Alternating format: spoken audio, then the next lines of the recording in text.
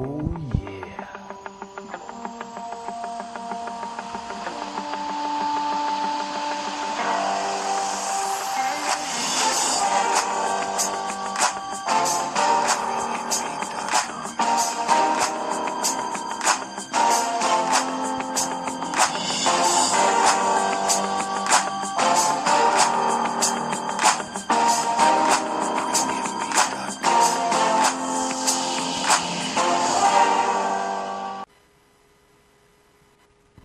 Oh, December yeah. 14th, and welcome to Sports Chat once again. What exactly are you doing? It's a new season. We got to spice things up. You do know this is a sports show, right? Yeah, you told me. So what exactly does a disco ball and a blonde wig have to do with a sports talk show? First of all, the wig is gray. Second I of all, apologize. we got to bring in the fans. All right, this isn't going to bring in fans. Get it off the table. Get it off the table! You know what? We'll do it your way, and no one will watch the show. I'll run that risk. Let's do it. I'll run the risk. Go ahead, start the show. Oh my God. Just don't, listen. No, just go. It's just, a new nah, season. Just don't do the hats and all that ridiculous stuff. Can we just have just some Fine. good old sports talk? I you won't know? use any of the old hats. Or any new hats. Come on. Come on. At least for the first segment. No. We'll do away with it. It's going to be good stuff. I know you've got the knowledge up there. We'll be fine. Just We'll go. be fine. Just go. All right. Well, welcome again to Sports Chat. As he already announced, it's a brand new season. It is. And we're hitting fall. We've got some football. We've got some, hopefully, basketball on the way at some point. Probably not. Some hockey coming, and the playoffs for baseball, which could be pretty bad. We'll get into We don't that a know little yet. later. But first, we'll start off with our good old Patriots. Yes, The sir. regular season has started yet again, and that means Patriots football. And Tom Brady silenced any and all critics that may have suggested that he has lost a step. Because Monday night in the season opener, he absolutely shredded the Miami Dolphins defense to the tune of 4 touchdowns and 517 yards, a number which is 5th best in a game in the NFL all time. Unbelievable.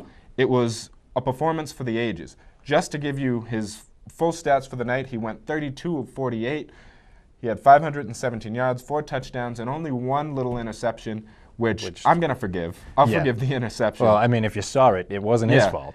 But, I mean, it was an absolutely unbelievable performance. If you was. watched it, it was unreal. It was like something you've never, no It- one's ever seen. It really was like amazing. something you've never seen before. Because watching Tom Brady, it wasn't just that he was completing all his passes, wasn't just that he was finding the open receivers. Right. Watching him take his time up at the line of scrimmage and just pick apart that Miami defense really was like nothing I've ever seen before. Surgical. Yeah. It was surgical. And I've watched a lot of football. I've seen the greats play quarterback. I've watched Yeah. Peyton Manning a lot, and I mean, nobody in New England likes him because he's Peyton Manning. But let's be honest, he's a great quarterback, and he knows how to pick apart a defense.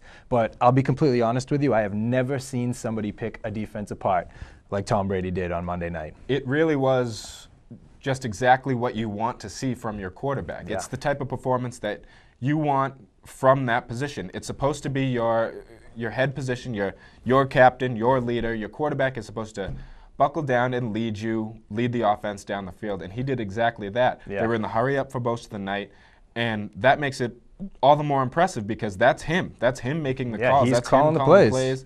And I know that they're probably yelling things in from the sideline, but mainly that's Tom Brady. That's a lot of Tom Brady. And I mean, like I said, you watch him at the line of scrimmage. They'd get up to the line of scrimmage with 20 seconds still left on the Right. play clock, and he wouldn't Yeah. snap the ball until there were 4 seconds left. He'd stand there, he'd take a look at the defense, and Miami played a lot of roam defense, but he would just stand there and wait until he saw exactly what was coming, move some people around, bring a tight end in if they needed an extra blocker, move a wide receiver out if he saw the coverage was going to be on the inside, and he just completely, surgically picked them apart.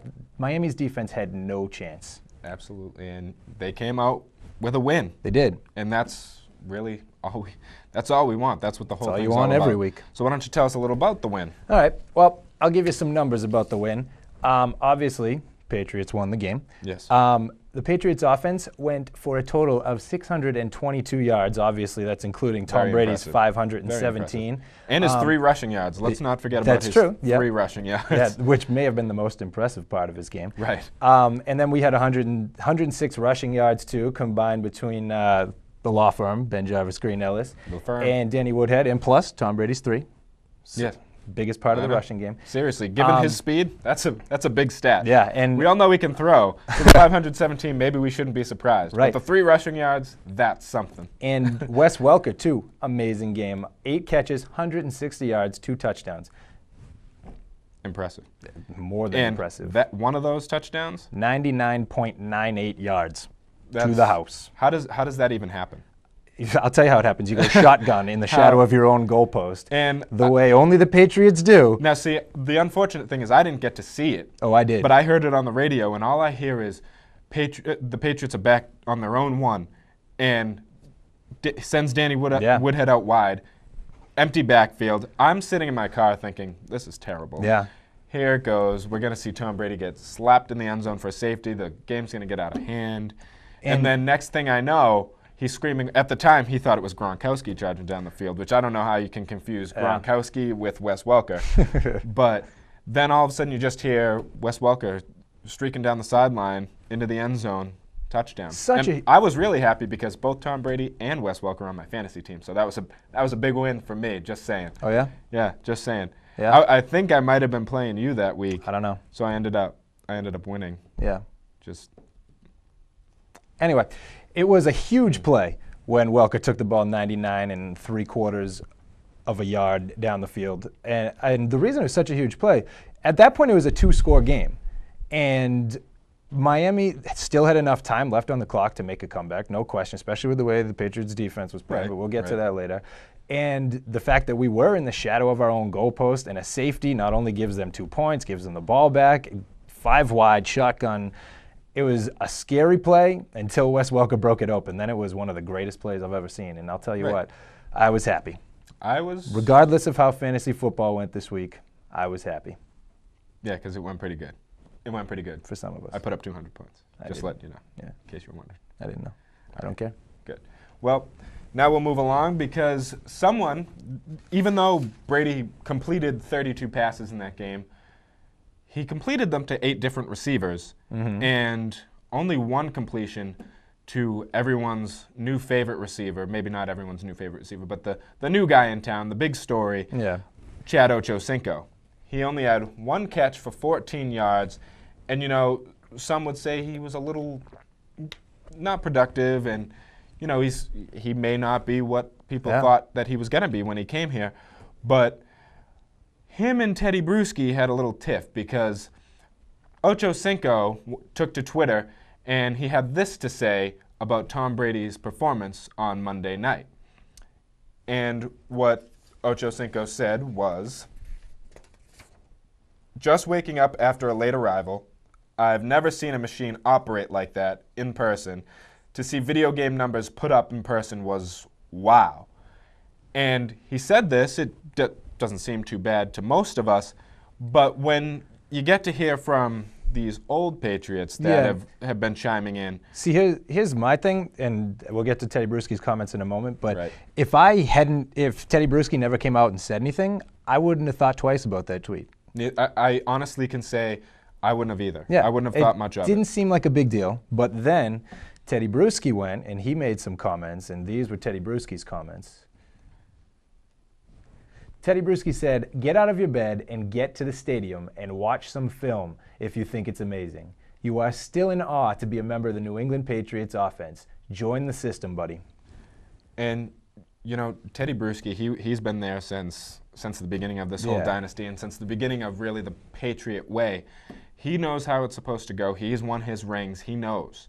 He understands. And when you hear Teddy Bruschi, someone like this, say that, you start to understand what he means a little bit, and you start to look at that tweet in a different light. And I'll tell you what, I didn't even give it justice the way I read it. If you heard Teddy Bruschi speak these words, he was angry. Like, he wasn't joking around. He wasn't playing. He wasn't looking to banter with Chad Ochocinco. He was angry, and he did not like what Chad Ochocinco had to say. He had a lot more to say. That was just he's a few snips of it. Yeah. But he had a lot more to say, and it was a lot of him just making the point that, you know what, who cares? Yeah. He got up 517 yards. Who cares? 517 yards doesn't get you a ring. No, gets you one win. Yeah. And in the grand scheme of things, a win is nothing but one win. And to the Patriots, that's all that is. Bill Belichick said today, when asked about Ocho Cinco's statistics, he said, you know what? I don't care about individual stats. It's about wins. Yeah. And he's right. That is the case, but I mean, once I heard what Teddy Bruschi had to say, I had to agree with him. Because if you read Ocho Cinco's tweet, it sounds like he's a fan. It doesn't sound like he's a member of this team. Exactly. And I mean, let's be honest, he was on the sideline watching most of the game on Monday night, but he's a member of this team. He shouldn't sound as though he's a spectator. Or, I mean, even if a football analyst or one of us was to say, hey, we were in awe of Tom Brady's game. That was it was amazing. We couldn't believe what he did. That's fine, because it's our job, it's other sports analysts' job to say, wow, what this guy did is something that's never been done before, except a handful of times, to say this was something special. That's fine. But for somebody on Tom Brady's team to be saying it, it doesn't seem like it fits into the Patriots system, doesn't seem like it fits into the whole team player thing. It's true. And I'm not the only one that feels that way. And there's another prominent Patriot that agrees with Teddy Bruschi, and that would be former Patriot safety Rodney Harrison, who came along and he jumped right into the Patriot way, and he understands it, and he had this to say. Rodney Harrison said, he's been out in Cincinnati and doesn't understand the Patriot way. If you're not being productive, shut your mouth up and find a way to be productive. And you know what? He's right. The Patriots, if you're not playing well, you get your butt in the film room, you watch video, you watch film, you get out on the practice field, you talk to your coaches, you talk with everyone, you work with your quarterback, you get extra reps. And eventually things will come around for you, and you'll be more productive. Right. Granted, we can't expect Ocho Cinco to be Ocho Cinco. Obviously not. But he's gotta understand that it's not about tweeting, and it's not about all this publicity stuff. It's about being a Patriot, being a part of the team. But I mean, let's give him a little bit of the benefit of the doubt here. It's possible that this tweet was taken completely out of perspective. Right. Maybe he was just trying to give Tom Brady a compliment and say, wow, what a good game, which is fine. A teammate telling another teammate that he had a good game. But I think that the way Teddy Bruschi and Rodney Harrison, and after they talked about it, a lot of other people saw it, was him feeling like he wasn't a part of the team, feeling more like he was watching the team. And if he's not going to put in the work to be a part of the team, then that's a problem. Yeah, I mean, eventually there's not going to be a place for him on the team. Well, that's true. But there's something good that came along with, as we're talking about comments from old Patriots, we had a nice moment for an old Red Sox player. He certainly is old. He's 45 years old. Yeah. And finally, after 8 tries, the man has been working on this for almost 3 months now. Yeah. Tim Wakefield finally got his 200th career win for the Red Sox, for himself, and you have to applaud it. Great. I mean, it's just a good feeling all around. Yeah. He's been with us for so long now. He's a great guy. He's done everything for them, and really. he throws some great stuff, and he's thrown some great games. Yep. Can't feel bad about it. Then today. Yeah, then the last 2 weeks, the Red Sox have just been awful, absolutely awful. That's really the only way you could put it. Yeah, and I mean, they've won 2 out of their last 10, I believe. In their last, throughout September, they played 13 games, lost 10 of them. Yeah. That's not a good number. It's pretty awful. Downright, nobody likes it. Flat out awful. Yeah. Josh Bard's been a big part of that. Yeah, and I'll tell you what, I was really hoping that after Wakefield's win last night, he got the 200th. I was thinking to myself, you know what? This is one of those things that can really get a team going. An emotional boost. And I mean, and every time the Red Sox have gone to the World Series and won the World Series, they've had one of those games near the end of the season where you think, a moment, this is the one. This is what's going to get them through. This is going to give them the push. Apparently not, because so much for that. The Red Sox went out today after less than 24 hours. Yeah, and the Red Sox just threw up another stinker. So they were in a position to win. Bard came in, gave up 3 runs, 2 walks, in 21 pitches, only 11 strikes, and he gave up a hit. He gave up the lead. Game ended. Red Sox lose. And trouble. There's another loss. You know, we'll touch on that a little more in the chat room, but it's just not nothing that we want to see. Just one more thing we want to make sure we talk about with the Red Sox. The Tampa Bay Rays are no longer in the distance in our Yeah. rearview mirror. They are creeping They're up back. on us, and they're getting ready to pass us if we don't do something about it. Nibbling on the heels. They certainly are. Nibbling on the heels. They- That's nibbling on the heels. That's what that was. It was nibbling on the heels. That's what they're doing because they're right on the heel. You know? I liked my rearview mirror thing better. Okay. Well, I like the heels thing because it had a hand motion with it. I like anything that doesn't involve your hand in my face. Fair enough. On to the Bruins. I'll understand that for later. Yep. We'll squeeze in a little bit of the Bruins. And the Bruins have their rookie camp. We all know that. We all know that that's going on. But just as the veteran camp is getting scheduled to start, getting ready to go, some news came out of the Bruins front office. And it was good news. It was about Brad Marchand, the little rat, I guess you could call him. I really couldn't think of another way to put it. I thought you were going to go with the little engine that could. Well, he's that too. That's true. But he signed a brand new deal, a 2-year, $5 million deal. And just to look at the stats from last year, we've got them up on the screen there for you. In the 2010-2011 championship season, in 77 games, Brad Marchand threw in 21 goals, and he guaranteed Claude Julien before the season that he'd have at least 20. He had 22 assists, a plus 25 rating. He also had 5 shorthanded goals. And in the playoffs, he had 11 goals, which was a Bruins rookie record. Yeah. So Brad Marchand, he was a key to their success. Right. The most Definitely. important thing that you said in all of that was championship season. Right. So if it works, keep them around. Yeah. $5 million. If it ain't broke, don't fix it. It's worth it. It's definitely worth it. And he was a key in the physicality and the way they like to play a kind of rough up game. Even though, despite his stature, he fought, he battled. Oh, he stuck his And nose in there every time he could. Everyone knows it's well documented what he was doing to the Sedins in Yeah. the finals, and he was certainly under their skin. And it worked. It did work. Flat out worked. So if it works, give him his money, keep him on the team. let's keep him around. Definitely. Now let's jump into the chat room. Yeah. Are you ready for the chat room? Me? I'm talking to you. Oh. I see you sitting there in front of your TV or sitting in front of your computer watching us, and we're going to go into the chat room, and you're going to love it. So be ready. First of all, That was cool. we went back to, I liked that. thank you, You're welcome. thank you. You're welcome. I just wanted to get out there and talk to the fans. Yeah, I might steal that. Do it when you do your chat room talk it. You can do that. All right? All right. Anyways, our first topic was, is the Pats D good enough? Because they struggled. Just to put it lightly, they struggled. So is the Patriots defense good enough? We asked, and Jim gave us an answer on Facebook, and he said, not yet. Can't stop Henny, can't stop any. And you know, that's kind of funny. You know, his little rhyming thing that he had It is. going on there. It's a good But answer. what is this? This is, I'm not sure that we have enough information to answer that question This yet. is not going to happen right now. So I'll put on my crown of knowledge. This is not going to happen. and I will No, tell you. no, God, no. We're not doing hats. I don't know how many times you want me to tell you this. We're not doing hats. We're not doing hats. I thought This hat, no. This isn't happening. broke it. This isn't happening. But I thought that was just for the first We're set. not doing hats. This not week? this season. Not at all. Never again. When no does the hats. next season No start? hats. No hats. No hats.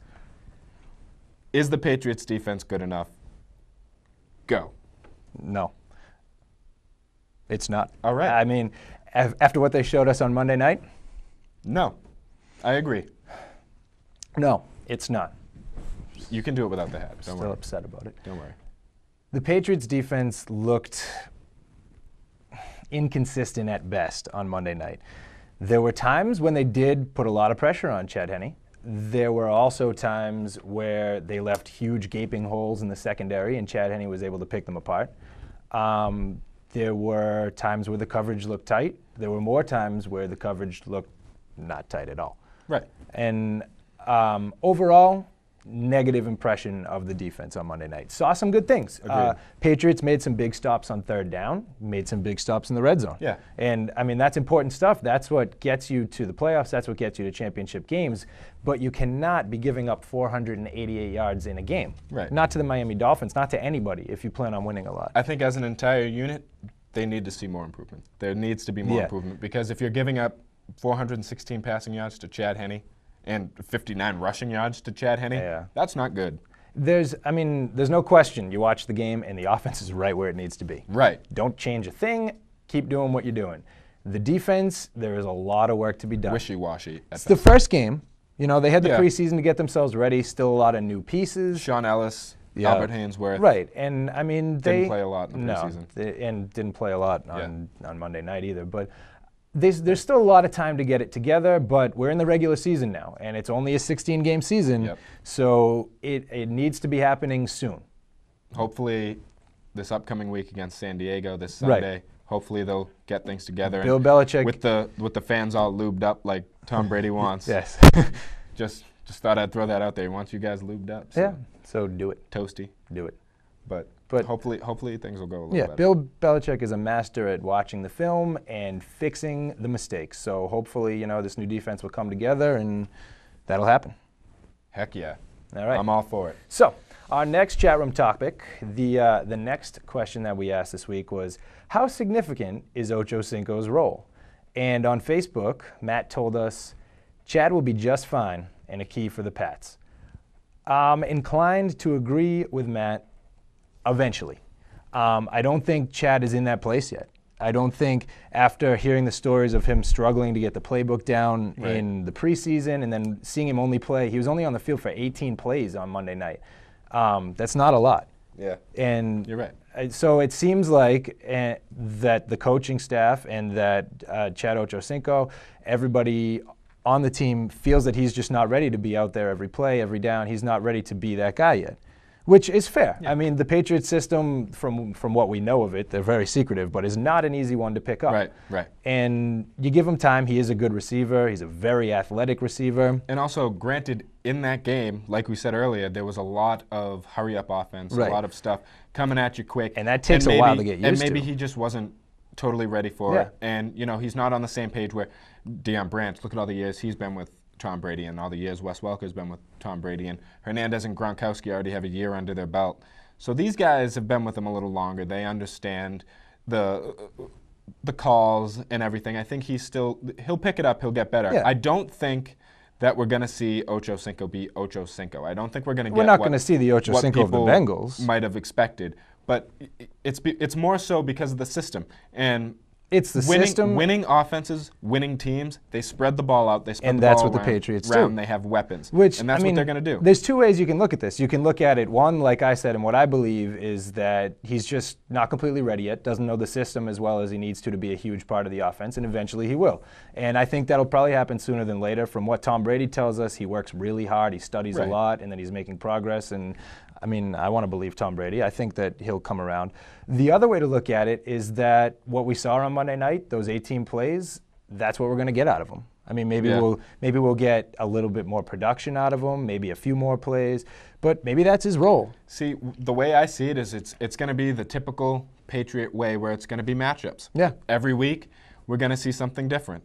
You know, whoever's covering whoever, if a top corner's on Wes Welker or depending on what the situation is, what the game looks like, Yep. what they see in film during the week, that's going to determine the type of game you're going to see from Ocho Cinco or from Wes Welker Right, or and I from mean- Deion Branch. There could be a game where he'll pop off just like Wes Welker did. Right. Or there could be a game where he'll have one catch for 14 yards. It's how it's going to be. You never know what Bill Belichick is capable of. I'm sure there'll be plenty of times this season when we'll see him stick Chad Ochocinco in there just to be a diversion like he used to with Randy Moss. Absolutely. And there'll probably be other times when he'll stick Chad Ochocinco in there because he knows somebody else will be acting as the diversion and will get him the ball. Right. So it really is. It's all based on who we're playing, the game plan for that week, and also, most importantly, Ochocinco's readiness, which probably isn't where it needs to be right now, but I have faith that it'll get there.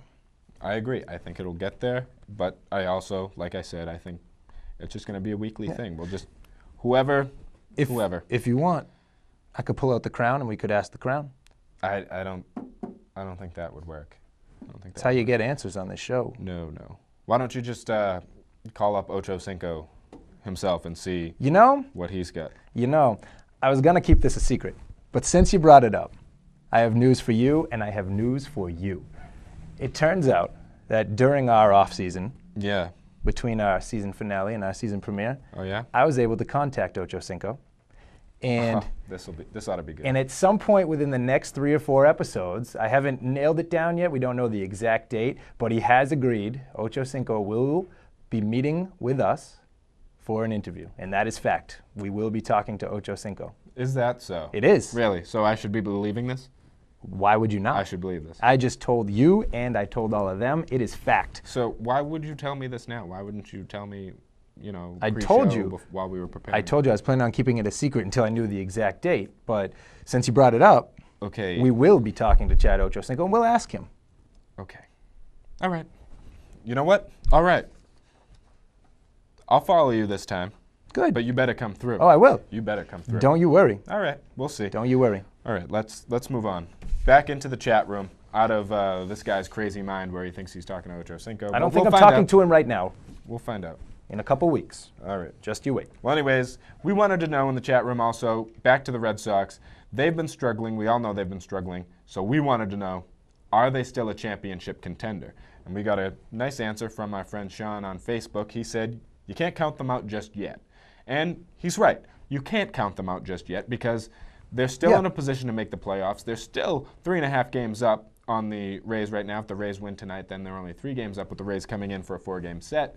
But they're still up. They're still in a playoff position, and they can still get it together. They still have time. Yeah. But I don't know if it's a good answer because it's not time to count them out. It's time to worry. It may be time to panic. But it's not I'd put time my to count panic them out. meter at about a 6 right now. Yeah, I can agree with that because, I mean, if the season ended now, they're still in the playoffs. Right. They throw a couple wins together, they're in.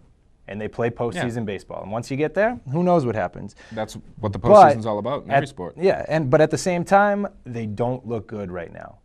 They played a lot of good baseball in the middle of the season, but the beginning and the end were atrocious so far. Hopefully the end turns around. They've bookended their season with bad baseball. Right. The beginning and end. It's just they've bookended it with bad baseball. And somewhere in the middle, they played great. Yeah, see, and showed us what they could be if they were a playoff. That's the thing. We've seen them use all the pieces they have to their highest potential. We know that they have the players. We know they have the ability. We know they can put it together and win. And the question is, how come it tends to fall apart?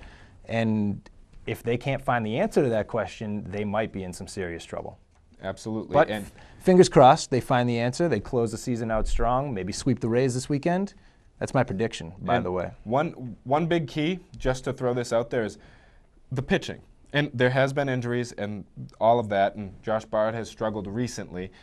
I'm not going to get on his case now, but he's struggled recently. But their pitching hasn't been great in September. They have the worst ERA in baseball in September with a 6.36 ERA. They're 29th, which is second worst in batting average against, giving up a 283 batting average. And they've given up 16 homers in September, too. So the pitching hasn't played well, and that could be a key, and that's going to have to be better in the playoffs. It's so depressing to think about, though. Thank God that football ended up happening. Oh, yeah. Because right now, I'll tell you, everyone in Boston and New England would be in full-on panic mode if the Patriots weren't playing right now. Right.